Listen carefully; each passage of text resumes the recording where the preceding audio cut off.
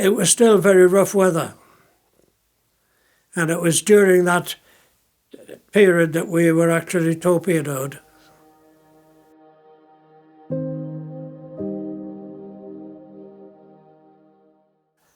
I am the elder of two sons of a schoolteacher from the village of Rowlandsgill in northwest County Durham. My grandfather on my mother's side had been a mariner, and we went to South Shields to visit him quite regularly. I used to spend a lot of time watching the shipping, entering and leaving the time. Although I enjoyed living in the village and enjoyed the countryside around the village immensely, the thought of what lay beyond the horizon was much more attractive to me. And so seeing ships by the river, you could almost visualize yourself on those ships going to far places around the world. And I would have still wanted to go to see whether or not there was a war coming.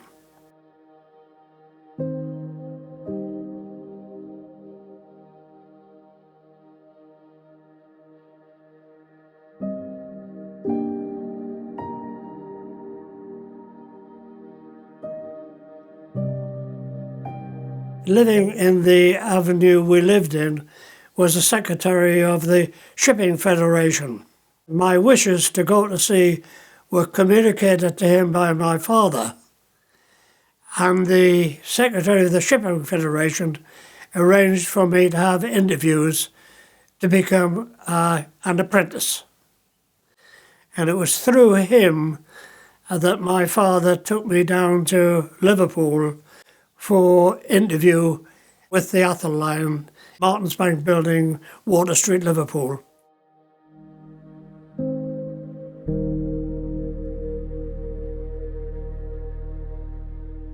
The instructions were to join a ship called the MV Athol Sultan, which was an oil tanker in Liverpool at the time. Initially, one's concern were what was happening today and what was going to happen tomorrow, rather than what was going to happen when you left to go to sea. Because you weren't told where we were going until you'd actually left to preserve secrets, really. Even the walls have ears, they said.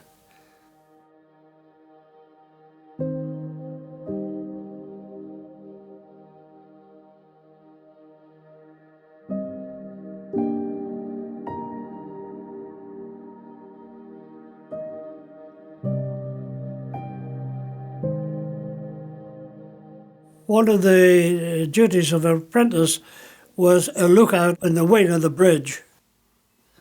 And so you were looking at horizons, scanning horizons all of the time. Obviously, being in convoy, there was a limit as to what you could see, but you were always looking out for the unexpected, really. A sort of contentment that I was doing what I'd always wanted to do.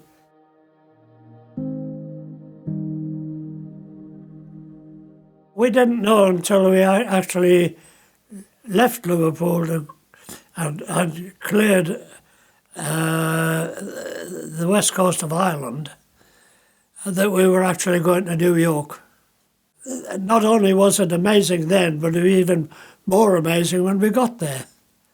The Statue of Liberty, the ferries across the harbour, skyscrapers, the Empire State Building. I'd read about these places in books. They were just a dream when I was younger, and now it had all come true at the age of 16 and a half. Unbelievable. We went from New York to New Jersey to load a cargo of fuel oil to bring back to the base for the home fleet.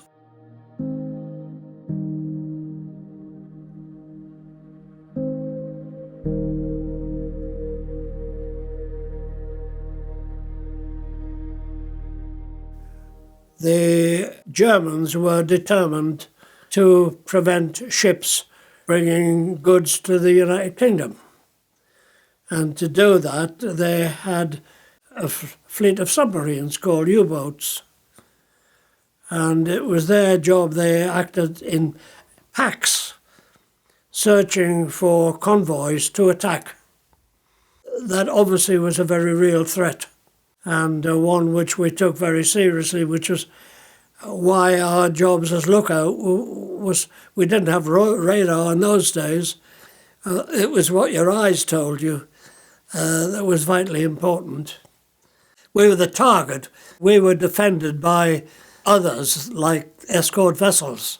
Our job was that of survival rather than attacking somebody else and getting the ship safely to its destination. Oh, it's funny, other people in the merchant navy, when they got to know you're on a tanker, they say you must be a fool. That's strictly true. Yes, but you didn't think about it. I, for one, and I don't know of any others who did either, unduly concerned themselves with fear about what might happen. If you did have that fear, you would never have been at sea.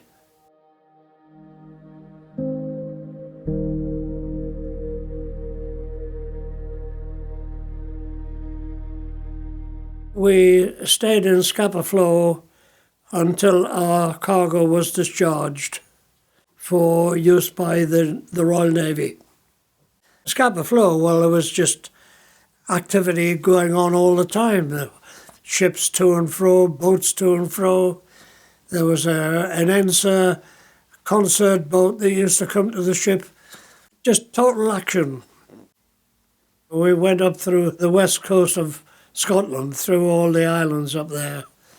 And there was a battle cruiser sailing south from Scapa Flow, escorted by cruisers and destroyers. And what a spectacle that was to see. This huge monster ship coming down with a coterie of other vessels around it, escorting it. Quite astonishing.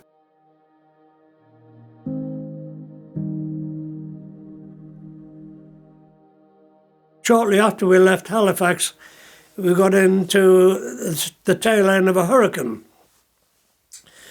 And all the years I've been at sea, that's the worst weather I've ever experienced.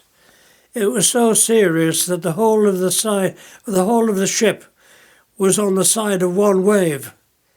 And you were standing up in the midships area looking right down on the stern of the ship. It was just unbelievable. Hove to in really serious weather, which completely broke up the convoy. Ships separated. It was just, survival of each individual ship rather than trying to keep in convoy. And in fact, when things did improve sufficiently to seek to make up the convoy and join up the vessels again, it was still very rough weather. And it was during that period that we were actually torpedoed.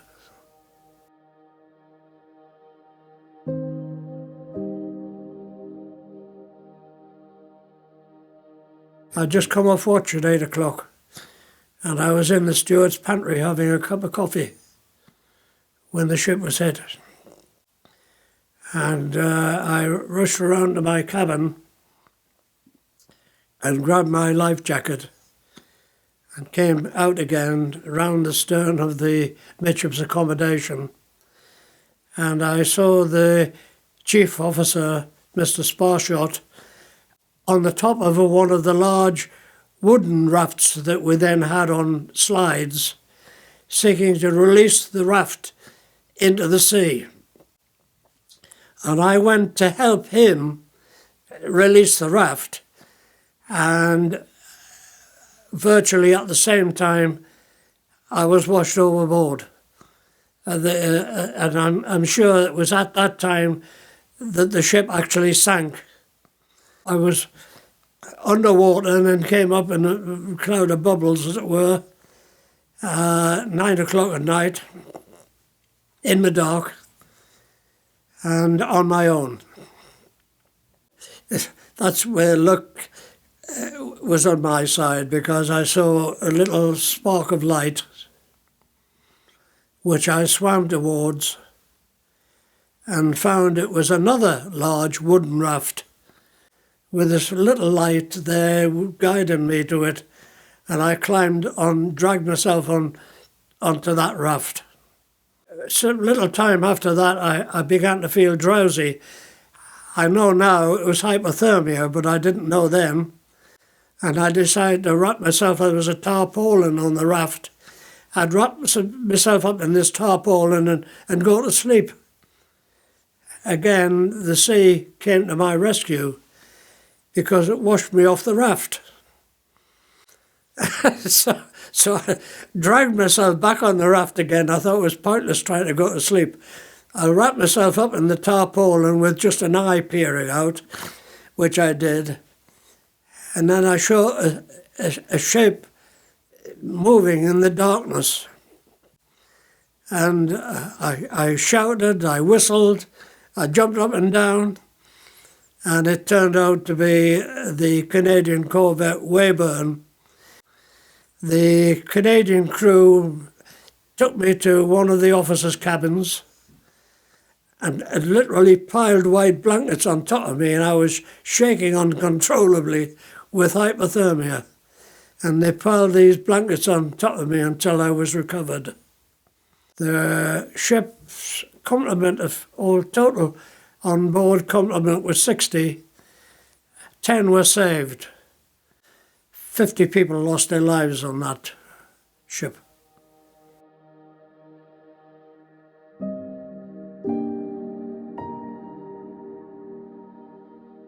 I don't really recall anything significant other than just going back to living in the village the way I had been before, but in the knowledge that I was no longer the same as I was before. I was returning to a place I knew, to people who I had grown up with in many cases, but didn't any longer speak the same language as I did.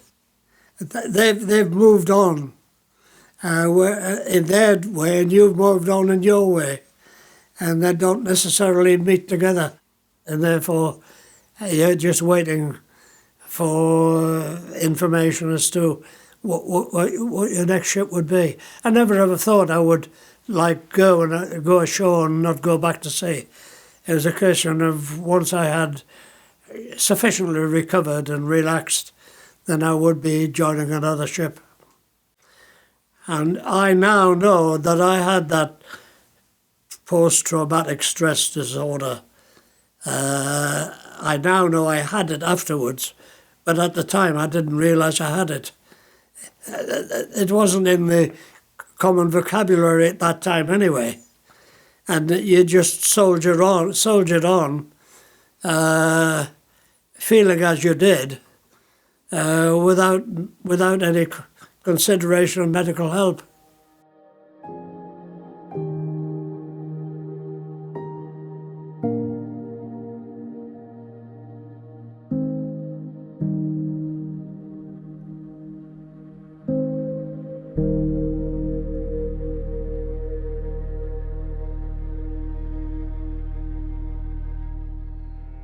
My consciousness of the significance of the Battle of the Atlantic didn't really come until years after the war.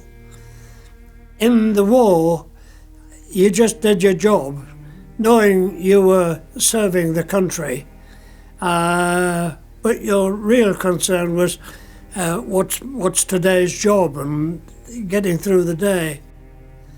I now know more than then the importance of the job we were doing. I'm proud of what we achieved as almost an undisciplined motley of ship's crew who soldiered on or sailed on in spite of all things that were thrown at them. I always have a great regard for the sea. I love the sea. I always have, from the point of view of seeing horizons. and also from the point of view that I do believe I owe my life to the sea in being washed off a ship, then washed off a raft, and then to be picked up by an escort vessel. I've always regarded the sea as my friend, but I've also regarded the sea as something to be treated with great respect.